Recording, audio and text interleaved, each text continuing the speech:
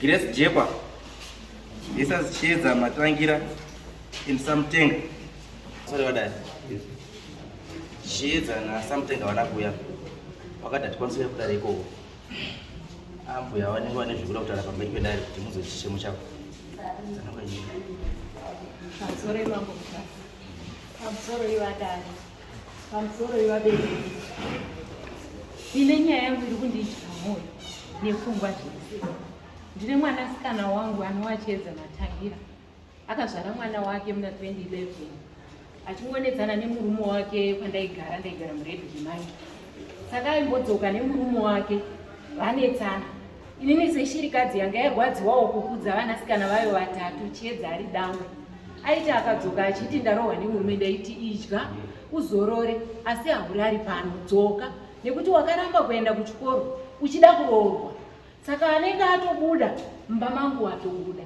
Saka zvakatora nguva kusvika nhumbu yaanga atidzira anayo yazvarwa mwana musikana. Mwana azvarwa musikana wangu anongoita 3 months vaingorowana vachingorowana kusvika pekuti mwana wangu uyu akazoronga nehanzvadzi yangu iri South Africa kuRustenburg nemurooro wangu anogara kuUbva vachibva varonga kuti tete wedu musoja vakakuchengetai muri vadiki baba wenyu wapo saka iwewe wotosiya mwana ndoenda newe kuSouth Africa unosenzera chii mwana wako. Inini ndakakudza vana vangu ndichijamba bhodha kuenda kuMozambique. Dei iroro ndakatobuda ndikaenda kuMozambique ndikasiya second born yangu yanga yapedza kunyora form 4 ari pamba nemunin'ina wake anga achida kunyora 27. Ndakadzoka vachinyararidza mwana we6 months nguva dzatava kuma7. Ndisati ndambozorora ndakatotuka vana ndikati kana kwawira mwana anenge akuda mai wake nekuti mwana mudiki anoyamwa motamba nemwana masikati zuva rovira moendesa kwamai wake. Musikana wangu namba 2 akatanga kuchema akati mama achiedza pamwe atonozviuraya andisiyira mwana kuseni kuma7 nebhaketi remanapukeni akasvipa. Pandaenda kunogeza ndichitodzoka ndangoswera nemwana ndaenda kumba kwake mwana achichema ndamushaya asi maketeni hakuna. Ndadongorera nemumahwindo ndaona mumba hamuna kana chidziyo chirimo. Inini hangu ndandisina kumbobvira ndakaenda kumba kwake ndandisingazivi zvaiva mumba uyu. Mozi ndakapererwa ndikaenda patakishop ndikatenga mukaka ndikatenga serelang ndikadzoka ndikagezesa mwana nefoldota manheri iwayo ndikafidha mwana ndikarara. Mangwana acho kuseni ndakamuka kubatsira musikana wangu namba 2 uyu basa ndichiitira kuti asare nemwana ini ndibvanye kutaundi ndinotenge mukaka unokodzera kuti ndipe mwana ndichiri mushishi yekutsvagwa kuti mai vacho vanga vaenda kupi. Ndisati ndaenda kutakishop nditenge zvekuti mwana ambosara achipuwa ndakatotora mutsvairo ndichiti nditsvaire mumba. Ndakazwa mutsvairo uri kuguma plastic pasi pemubhedhi wangu ndichibva ndapfugama kutarisa pasi pemubhedhi ndakaona ipepa bhegi rarine gaba renani ne1 lita yedovi nevhasilini hombe nemapamba 10. Ndakadaidza musikana wangu namba 2 ndikati nayo pasiwa zvinhu izvi pasi pemubhedha wanga uripi. Zvikanzi mama ndofunga ndandaenda kunowacha. Ndakabva ndaita suspicious kuti mwana wangu anogona kunge atoenda kure achisiya mwana achikuda mukaka wamai. Ndakabva ndajisa foni yangu angasati amaWhatsApp achiri macross pandafona mari yakati wandi mumhuri medu takaberekwa tiri 4 wana akashayika. Saka vairi vayo vemumhuri mangu vari kuSouth Africa munin'ina wangu nehanzvadzi yangu. Ndakabva ndajisa foni pandafonera munin'ina wangu akati sisi tiedzana kumbouya kuno munhu angakwiri bhazi kuZimbabwe kuuya South Africa asina kuti nditambire. Ndakabva ndagara ndobva ndaita 3 days rechifomba ndafonera kuti hanzvadzi yangu iri kuRustenburg nekuti airtime ndandisina. Ndafonera hanzvadzi yangu yakatoti hari kuno akasvika nemuroora wako vakatondiudza vasati vasimuka. Ndakabatikana hana kupedza vhiki 2 mukwasha mukurovana mukadzi achitiza angaenda kumba kwamai wake kudanga mvura akabva adzoka asvika kumba kwake achiona mumba musina zvinhu akatoenda kupolisi akanondimhangarira kuti ambuya wangu wapuhwa property yangu nekuti ndogune mwana mukadzi wangu akatiza asi mwana una ambuya. Zveshuwa mupurisa akauya hana kuya achindidaidza kuti ndiende ukembe. Mupurisa akati ndatumwa kuti mother uyu semukwasha wenyu arida kutora zvidziyo zvake zviri mumba menyu. Ndakatoudza ofisi aiwa ndikati ofisi mwoyo mangu mune kuwira ndiri kunyararidza mwana kudara ndakagara mwana we6 months mukwasha mumba mangu hamuna kana chinhu chenyu nekuti hembe dzemwana dzekutochinja dzakazouya nasahwira wemwana wangu. Kwatopera mazuva matatu achiti ndakazi wozoendesa wameka shuwa kuti ndakurosa bhodha. Ndawa mai wangu vangazonditeera vakandibatanisa ndaenda kure. Saka Mukwasha akabva atobva pamba pangu nemupurisa. Mupurisa ndiye akatoti mutauriro uri kuita mai yako zveshuwamba mavamuna zvinhu shamwari. Iwewe tabva kuti mukadzi wako zvinhu akaisepi. Mukwasha wangu akaenda, mupurisa akaenda. Ndakagara kwenguva ndofunga 8 months 9 months 10 months. Mwana atova negore nezvimwe. Mubvana wangu akadzoka hake akadzokerera nemurume wake. Vakazouya pangu pamba patova ne 2 weeks. Asi ndandazvinzwa kuti akauya. Vauya ndakangomuudza Mukwasha kuti handisi kuda kumbotaura nemi. Ndinoda kuti ubvunze mukadzi wako kuti zvaakasiya mwana pano akataura neni here. Mukwasha akati mama kukanganisa, akandiudza kuti haana kutaura nemi. Ndikati iwewe chiudza mukadzi wako kuti zvawakauya nemupurisa uchitsvaga zvinhu zvako, bvunza mukadzi wako kuti zvinhu zvako akapa inini here. Zvikanzi mama ndakamubvunza, akati akatengesa kuti awane mari yebhasi nekuti anga asina pasipoti mwana wangu. Saka aida mari yebhasi nekuti pabhodhi akwanise kupfutswa nemabhasi. So ndakavaudza kuti mwana wenyu wane gore ne7, mwana ndakasirwa ne 6 months. Mukwasha taisangana mukomboni, ndakabereka mwana wako kumusana, hauna kubvira wakandipa dovi, hauna kundipa dimbu resipo. Ndaitokurosa bhodha kuenda kuShimoyo nemuzukuru kumusana, nebhegi rine flaski rine mukaka, nechifiding bhotoro nezvekuchinja mwana. So ndagara vakabva vagarisana, inini ndandasaga chiruzevha changu pamuchena. Yeah, yes, the background is okay, it is one. Pasakatangira nechi. But the issue according to Wirinyu, Pasamona, Mutu waruda kutura mwana nechisimba, wakasiya aine 6 months. This one. Right. So issue yenyu inenge ichiti imi muri mbwe awabereki. Wabereki waripo? Wangu musikana ndiye aripo. Baba wacho vazoendawo kumba kwavo kudanga mvura. Vakazoenda meno zvavakaita vakatizawo kuenda kuSaudi vakazoshaika. Vakabayiwa nebanga vakauya vafa. Vakabirwa. Ndati wenyu mwana musikana aripo? Wangu mwana musikana akaroorwa kuPremier. So saka arikuda kutora mwana ndiani? Musikana wangu akazotanga kuti 2023 muzukuru ndinaye. Muzukuru akatanga kutiza pamba kutakura mabhegi achiisa musango. Haana kwaanoenda, anoenda mumasahwira angoti gogo wangu wabuda, saka ndauya kusara guru. Pandinozotsvaga mwana ndinobakuya ndati arikuda kukutorerei mwana ndiani? Ndibaba mukuru wemwana uyu weimba yekwababa mukuru. Akatouya kumba kwangu. In fact asi akatanga kuuya. Mubvana wangu akauya January 2024. Pese apa hauyiwi. Auya January 2024 ndandisipo. Akasvika mwana aripo pamba. Akati kumwana wake rongedza. Adza akatanga kuti gogo aendepi. Ndati gogo aenda kugadhiri remadhuri kadistance. Zvikanzi rongedza hembe tiende, ndoda kuendesa kuhama dzababa wako. Ane mwana ndakati ndiri ndega pano. Abatora mugomo pamugodhi wemugaka chiwanzi. Kaenda kubathing room.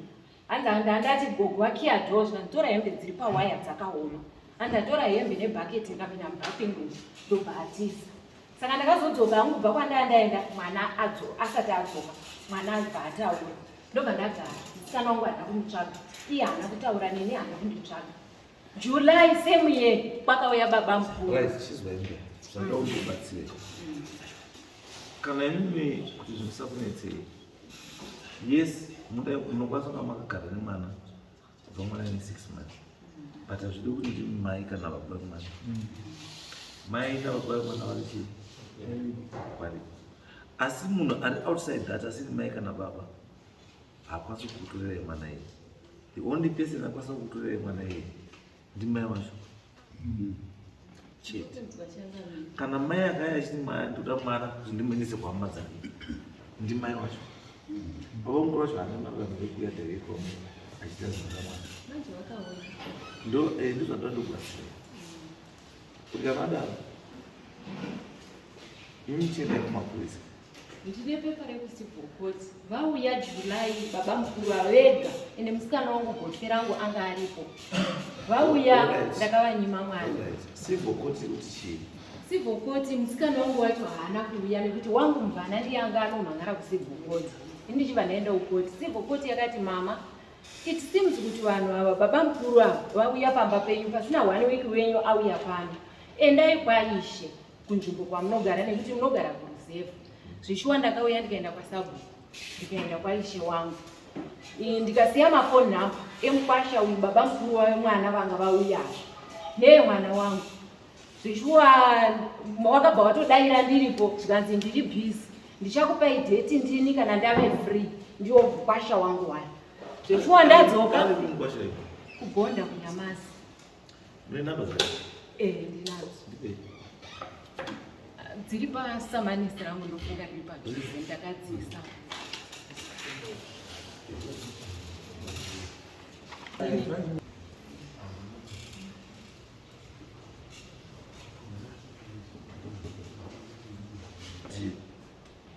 Musikana ni chakata sendo Civil Court iya ri complaint. Complaint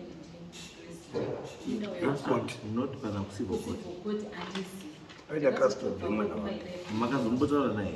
Andina mbotaura. Chitore ni mwana muzikuti zizine kuda kutengere chi because anokosonga kaka Civil Court akaita application for guardianship imwana. Utapiwe zvipamutemo. Sindiya unganishi ni mwana. Ani makuru mangana? Mwana. Ani 14 years. Yes, she's still in minor. Saka minor anonoka mwana wake. But the thing kuti akarohwa andira izvozvo Zvinobvisa custody futi kwaari because ari kuti akatorohwa somewhere else. Asina zvinoitika manje pamutemo ndizvokuti baba mukuru wowo anditi haana mararamiro ekuti aite sei auya atore mwana anditi pamwe pacho mwana mai anokwanisa kuisa mwana under guardianship yemunhu waanotrusta samai wake. Saka imimi what you do now munoenda kuCivil Court and madzoka ikoko munoisa application for guardianship anditi inoita complicated. Mai avatauri nemwana womusikana. Saka anomusikawirirani you not have that child because anonokuwanzira there is complicated now. Because kubva January wauya achida kubva mwana wake last day akataura neni mari music. Imimi sei musikataura nemwana amutari nene Ndiri Jose phone yangu kufona kumupasha kune 12 years.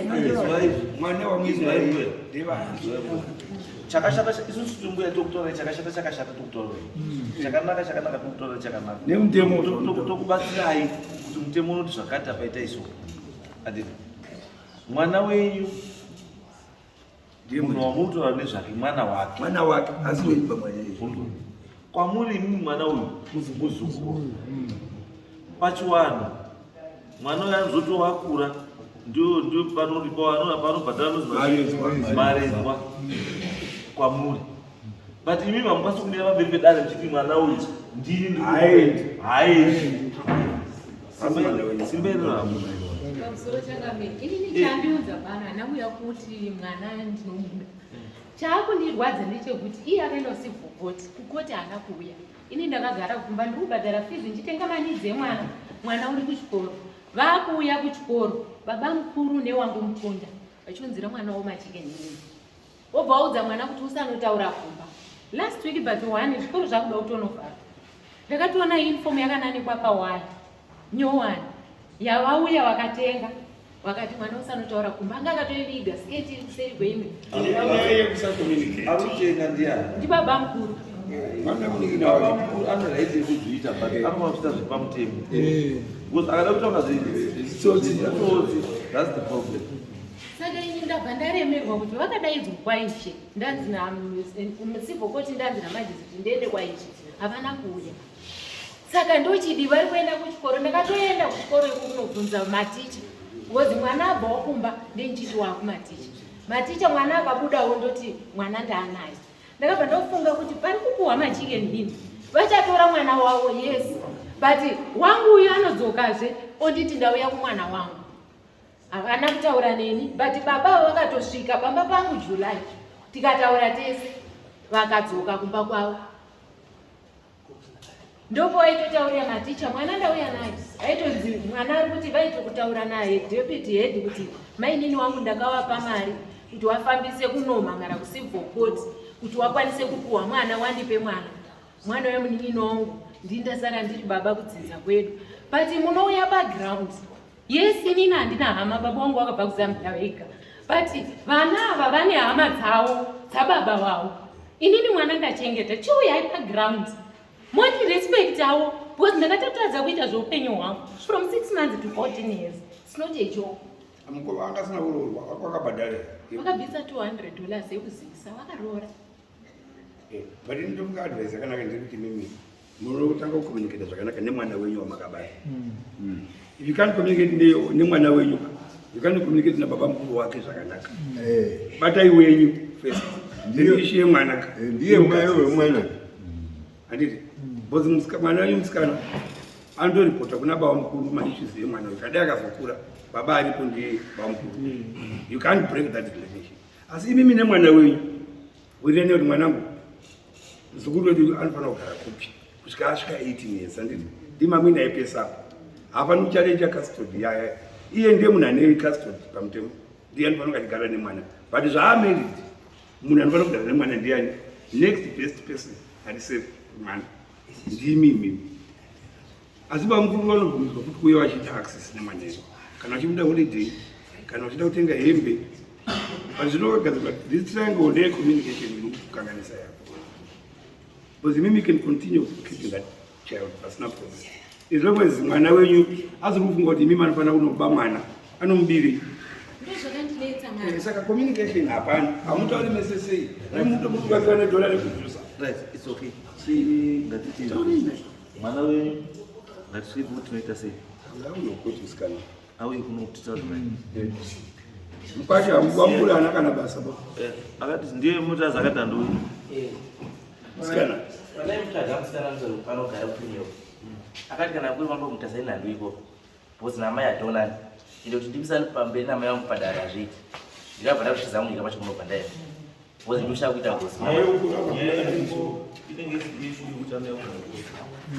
chimutsvagai momutaurira chatiri kuda tinoita kumba vanobataniuya kumba tovakanzera tobatsirana kumba haisi court case it's no longer a court thing chacho chatakubatanidza tobatsirana kuti mai nemwana mutaurirana muonesane kuti chinhu chiri best ndechipi for the child zvinotako kana tautanga kuti mai ndiye chachengeta mwana mai wochengeta chii mwana kuzoti uye kuoba uri kubei mwana ndewako uda kuba chii wakachengeterwa namai kana ivi naiye kutenga anouya andi uri kuuya woda kuba mwana uda kuba mwana haasiri wako ndiye munin'ina unosungwa unonga wakudhakita chii mwana inenge tiri mhosva iyo saka iri ndizvozvo siye nhamba yemwana yenyu yemusikana achitoendozvodzirana handiti